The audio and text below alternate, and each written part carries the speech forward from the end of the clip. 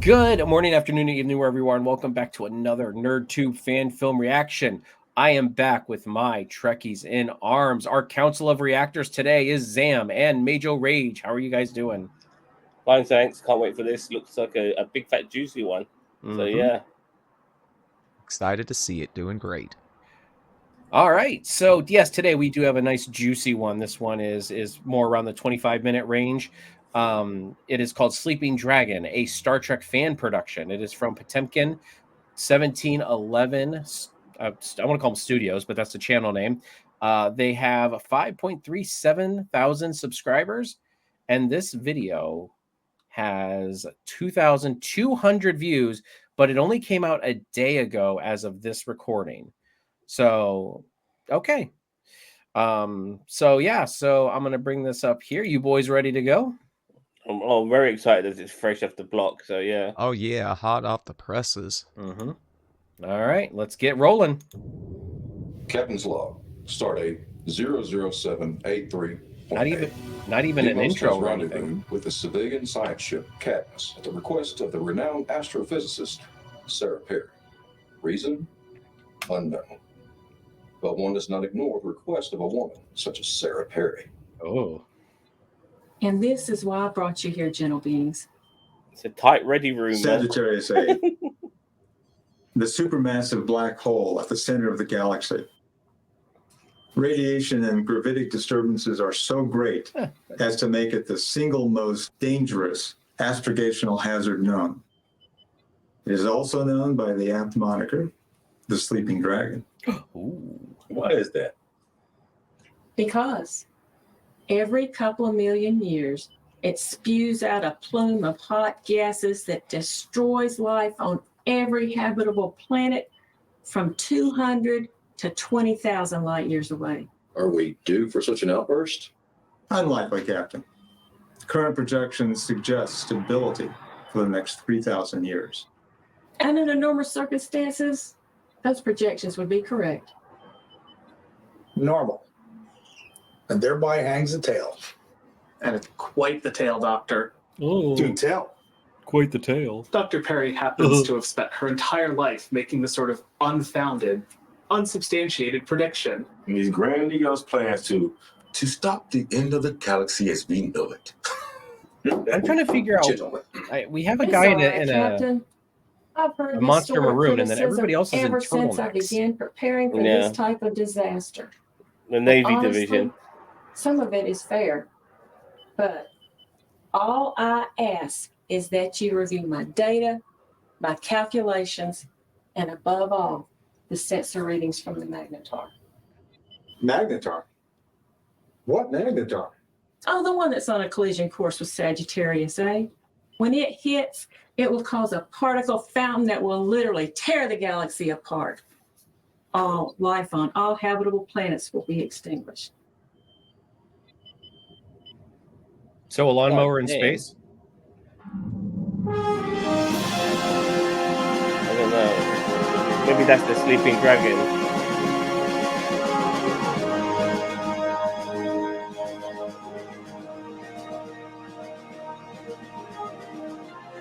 I mean, I give them credit. If they just using regular turtlenecks and they just put some badges on it to make it look like uniforms, and good on them. They've done a decent job.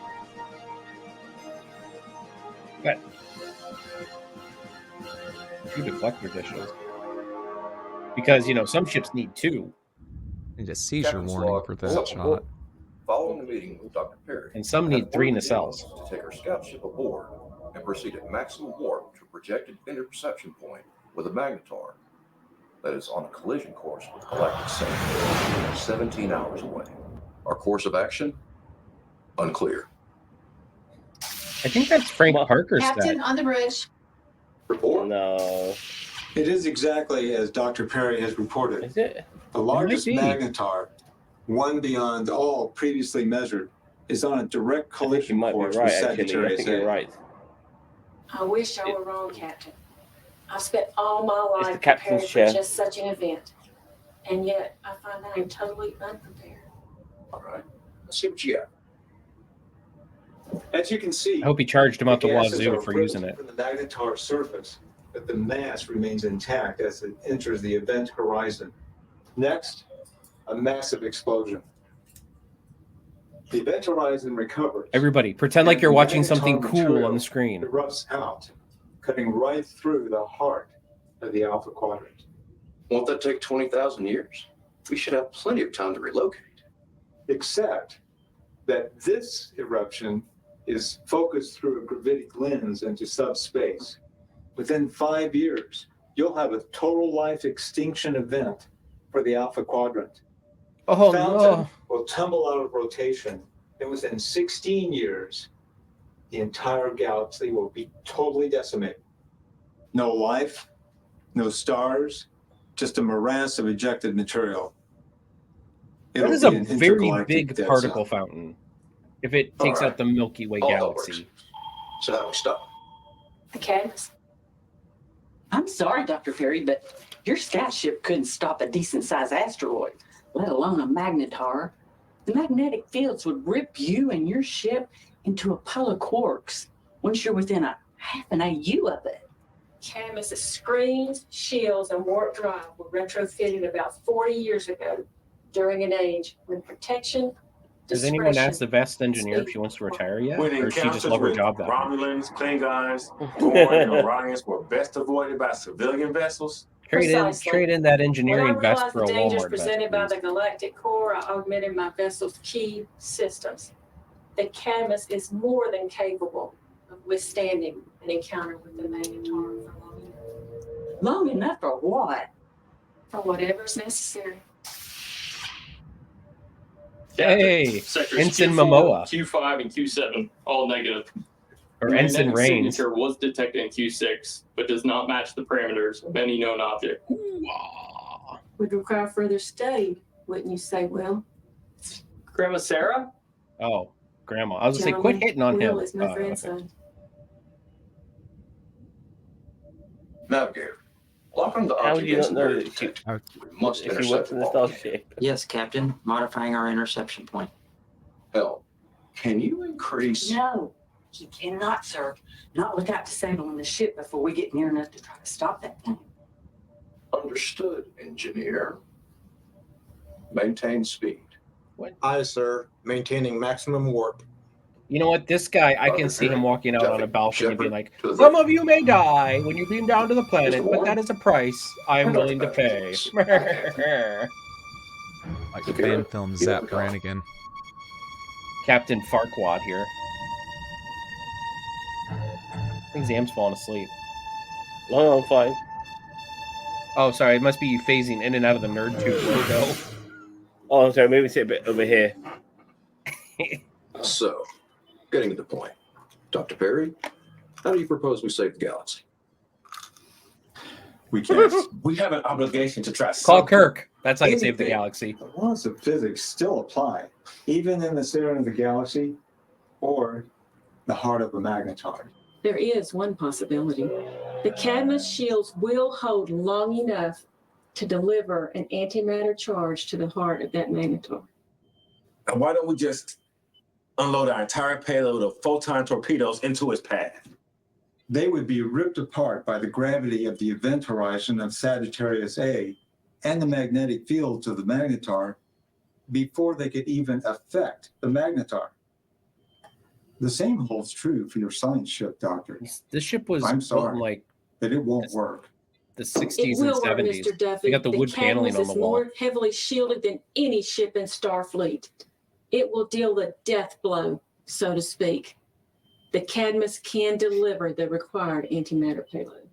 So, we can remotely guide the Cadmus to the target and inject the antimatter payload directly into the magnetar. That's a great plan. I like it. Sakura, prepare the Cadmus Captain, for that remote will not operations. work. The magnetic radiation from the magnetar interferes with subspace radio.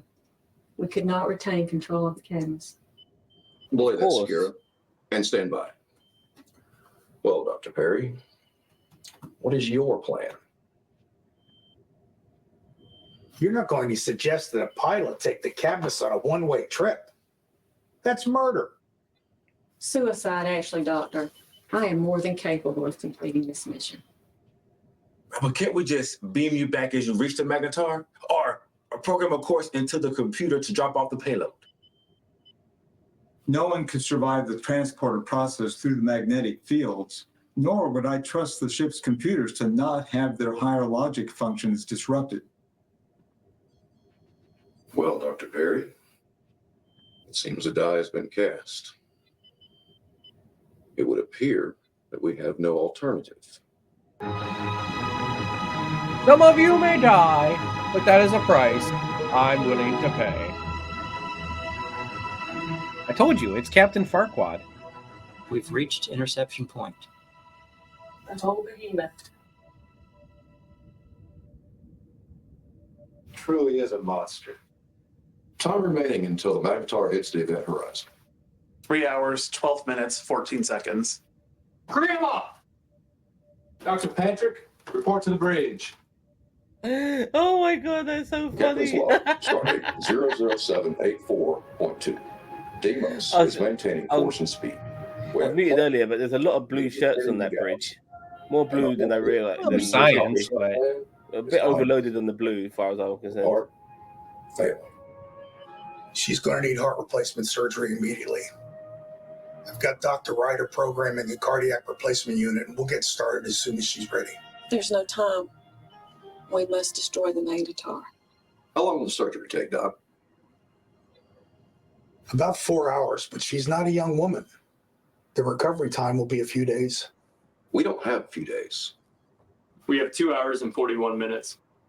2 hours and 41 minutes to save the galaxy, Doc. Can you get her on her feet long enough to pilot that ship of hers? I'm not sure I can keep her conscious for the next 5 minutes, let alone enough to do what's expected of her. she's like, oh wait, I made a horrible mistake. My parents were killed in a tragic lab accident when I was a child. My grandma took me in, raised me on the Cadmus. I can pilot that ship in my sleep. Well, you're a good pilot. Better than me even. But you cannot complete this mission. I must be the one to destroy the magnetar. You've got to go and become Aquaman. It sounds like both of us are needy, Grandma. I won't permit it, Will. You don't have any other choice the way I see it. Either we go together and save the galaxy, or we don't. And all life will be extinguished. Captain, you can't be seriously considering allowing these two people to sacrifice their lives. To save the galaxy? You better believe I would. That's our mission, our duty. If they hadn't volunteered, I would have ordered them to go. Oh. I made my decision, Captain. We need to get moving. Doctor, please, give me something. Anything. Just keep me going for another few hours. Roofies. After that, it won't matter whether we're successful or not. Cordrazine, 5 cc's. They never have to load up like their hypo sprays. Like, does it just replicate the chemical compounds I mean, inside it? a lot of times they do. They have the little thing and then they stick it in the bottom. Like, especially on Voyager, I remember the Doctor doing that a lot. Yellow alert. Grabbing a little canister and sticking them in the bottom. Engines are holding steady, Captain. That orange shit There's some on that red. subspace field variance, but we're handling it well enough. Approaching galactic center navigation hazard zone. Magnetic disturbances, hot gases. I hate the fact that the gravitational captain's chair anomalies. can lean back. It just doesn't look It's right. chaotic in there Lean at best. back like this. And it's only going to get worse. It's the trip Doesn't it special. always? To my knowledge, Science Officer Debbie has never said it's going to get better. Agreed. Our weapons officers have finished loading the antimatter bottles onto the Cadmus, Captain. They're sealing the hatches and clearing the flight deck. Acknowledge. Captain, Dr. Perry from the Cadmus. Captain here, Doctor. We finished our launch preparations, Captain. Cadmus requests departure cleared, sir. Permission granted. Godspeed, Cadmus. Time until Cadmus reaches the magnetar. 48 minutes, sir. Personal log. The Cadmus is en route to its fate, its destiny, its destruction. Deimos is maintaining a parallel course to monitor its mission. If necessary, if the Cadmus fails in its attempt, I am prepared to attempt the same maneuver with the Deimos.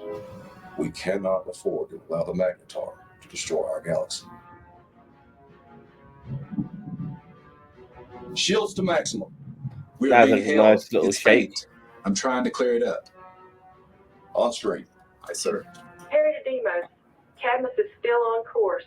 Expected rendezvous with the Magnetar in 11 minutes. Magnetar is highly unstable. It won't take as much antimatter as I had calculated. So the sick bay turned into a shuttlecraft.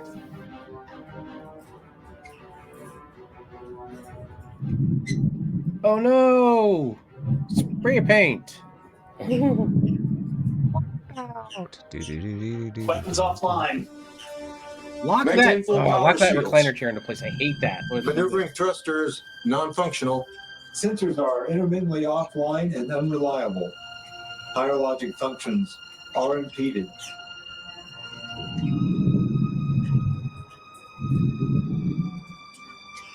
Getting the full load right in the front of their face. Engineer, emergency power. All right, Buy the tell me ship what dinner works. first. To be honest, Captain, almost everything is working. But it's the relays between systems. It's as Mr. Duffy says, they're intermittent. Life support is operating in the forward starboard part of the ship and the aft engineering. Captain, we have ship-wide communications. Good. Direct all crew to move to designated life support areas. We are receiving a hail from the Cadmus. We still have visual. On screen. Dr. Perry, what is your status? Our interception point with the Magnetar is 4 minutes from now. How is the Deimos faring, Captain? Oh, minor malfunctions throughout the ship. Nothing to be concerned. The magnetic radiation, Life support. no doubt. Minimal. You must It's put okay. more distance between the Magnetar and the Deimos. And remember, you must pull away at your highest possible speed 15 seconds before contact. You must get Story of out my of here dating more life. Starfleet in case we fail. Ugh. It's like Zam during World's Gone Insane.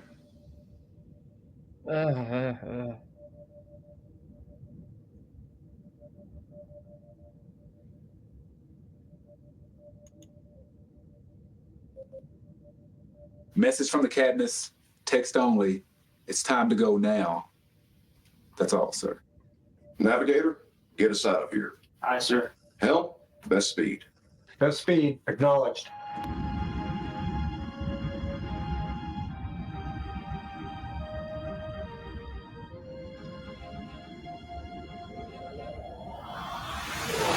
We are in extreme sensor range of the black hole and the Magnetar. Mr. Warren, hail the Cadmus. No. Hail the Dragon Slayer.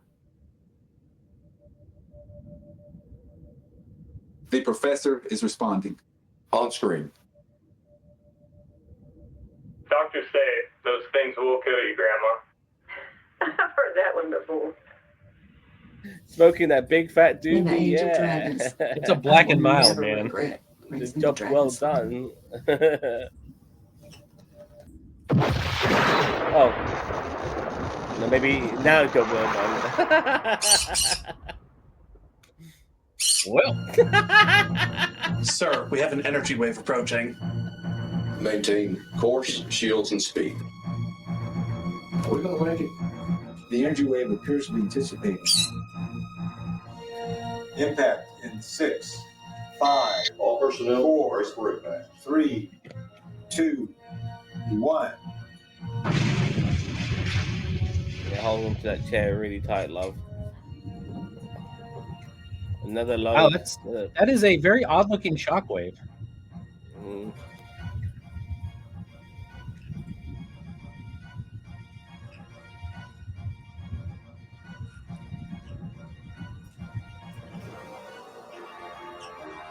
All text image reports.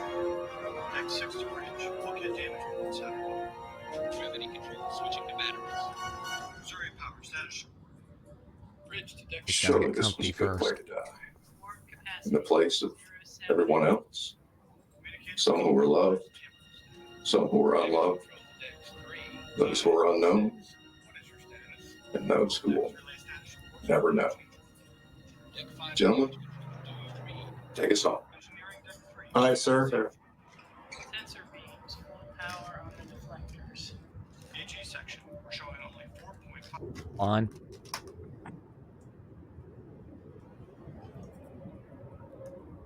Genesis! And the entire crew has been touched by the sacrifice of both Doctor and Ensign Perry. Service to be held today in the torpedo room. At 1300, post the honor guard, pallbearer, and piper. At 1330, pass the word. Oh, I love all Etch and hands bury Sketch. the dead and issue officer's call. Oh, it's an Apple Pen. It'll from the convert helm, to type. Neutralize the engines. It'll convert the print to I beg your type. pardon, Captain. Something I thought you should know. Go ahead, Commander. All of us are Are you wearing sure? turtlenecks. Yes, You're Bill. wearing a monster. She's a command What trainee. the hell off? What the If hell? you have something to say, I want her to hear it.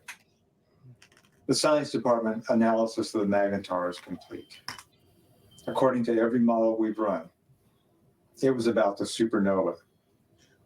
It would never have made it to the galactic core. The sacrifice of the Cadmus and the Perrys was unnecessary. Tim, I don't know how to make this easy for you. Those two people died for nothing. We did not know that at the time. We did not. It wasn't until we got the telemetry from the Cadmus 11 minutes before detonation. 11 minutes. How long did it take astrophysics to make this determination? 2 days. If only we'd had more time. But we didn't. We were on a literal deadline. Covering your ass. We had to make a decision. You know, there's an old saying, hindsight is 20/20. What does that mean? It's an old medical phrase. 20/20 means perfect eyesight. It means that we can always look back at an event, look at our choices, and see how we could have had a better outcome. In this case, had we been able to get the analysis sooner from astrophysics, those two people would be alive today. Today, we're symbolically committing the bodies of two heroes to space. Were I faced with the same decision today, based on the same information that we How had, did they have at the their time, bodies? They were blown to we smithereens. would all do the exact same He thing. said symbolically. And so would symbolically. those two Okay, brave sorry. Thank you. souls. Never forget that. And the crew?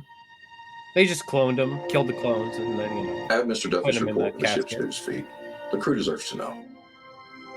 Before or after services? Do it immediately. I think you'll find it doesn't make a difference to the crew. They all know it's people like us. I didn't mean to imply they weren't. Oh, and I know it probably doesn't matter to you, but I think you did the right thing. I know. We had to act on the information that we had.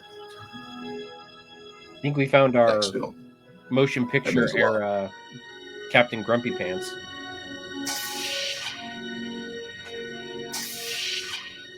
After the ship's engines are neutralized, the assembly will come to attention, and the torpedo casings will be lowered onto the launch rail. Why are we? After launch, What?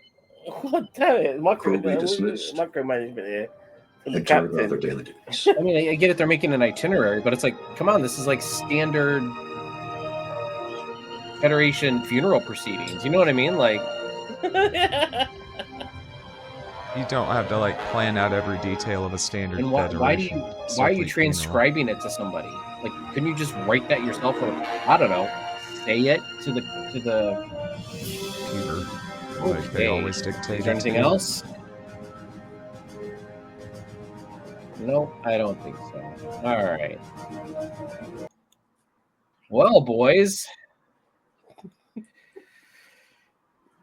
All right. Mage, I will start with you, my friend. Okay, I've got to set the tone. You've got to set the tone. I was a lot more engaged with it than the last fan film we watched today of this record. Having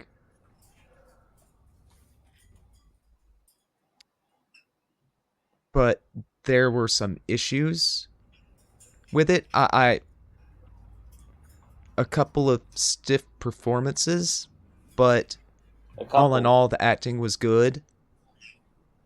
The special effects were all right. You know, not mind blowing, but I've definitely seen worse. The costuming, they did a good job of making the best of limitations and trying to piece together some outfits. The monster maroon wearing captain kind of was distracting, as you pointed out several times, Cheeto. But I've seen worse fan films for sure. And I'm gonna be kind of lenient with the it's easy to say, oh, the acting's stiff. It's another thing to put yourself out there and get in front of a camera. So all in all, it was entertaining. I was engaged. I'm gonna give it a 7. Are you marking it already? No, he's marking it already. Okay. All right, Zam, go for it. Yeehaw! Today's episode of Rednecks in Space. We're gonna blow us up a wormhole. Because that's what it fucking felt like. You know what I mean? I expected them to fucking get the lasso out and shit and start fucking whipping on themselves. Let's go faster, buddy. You know, and all this sort of stuff because it was so bizarre. Yeah, it absolutely was. Unfortunately, because of the performances in the and the writing, I at times I didn't understand what the hell was going on.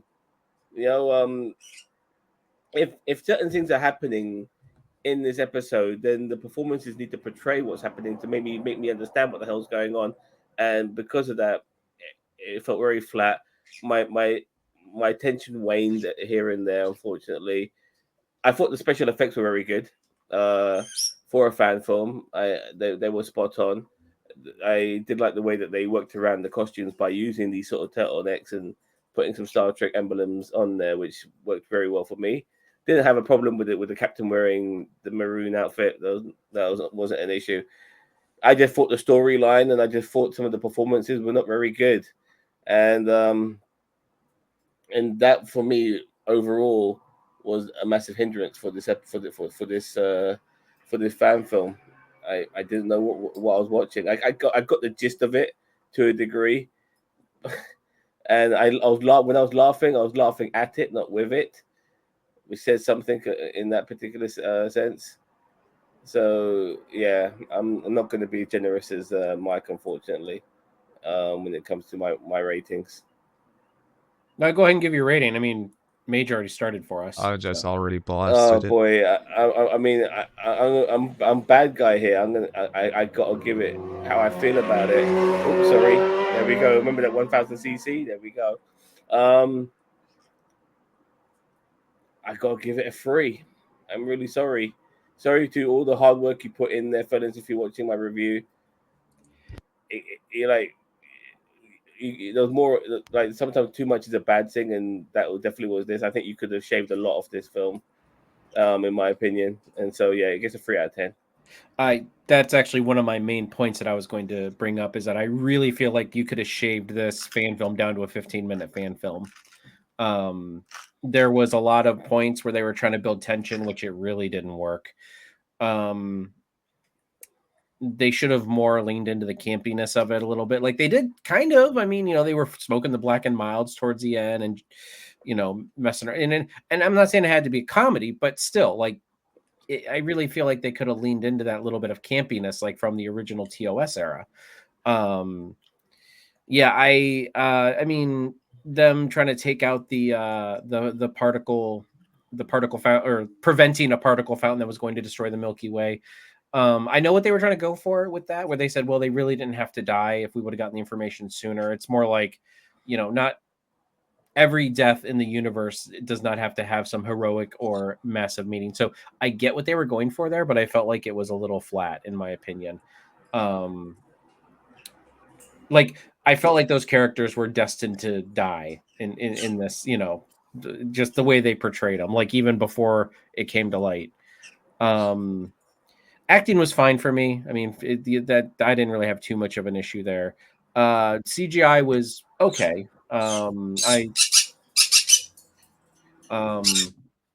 But yeah, so I'm having a. I'm actually in between the both of you. I think Mage was way too generous. I think Zam was a little hard on it. So I'm going to get split right down the center and give it a 5.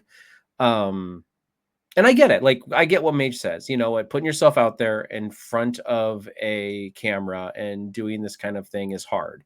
I am not taking that away from the actors who were in this. I will take away from the writers and the writers and the production, where they really could have trimmed this fan film down. It did not need to be 23 minutes. It could have been 15 minutes probably and gotten the same effect, if not even better, because our attention wouldn't have waned maybe in the middle. You mentioned I fell asleep. I'm sorry, I did. I'll be honest with you. I did fall asleep. I mean, that's why it gets a 3 from me. What, you know, like, I'm falling asleep in their fan film. What can I say? You know. So anyway, I guess with all that being said, yeah. So kind of a diverse little setting of rankings here. The 7, a 5, and a 3. So out there in YouTube land, if you haven't already, there's a link down below in the description. Please, if you really like this fan film, that is fantastic. Go watch it. Go leave a comment, leave a like, subscribe to them. You know, show them your support.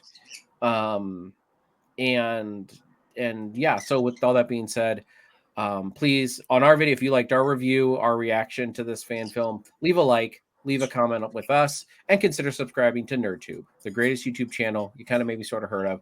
We'll catch you in the next one. Bye-bye.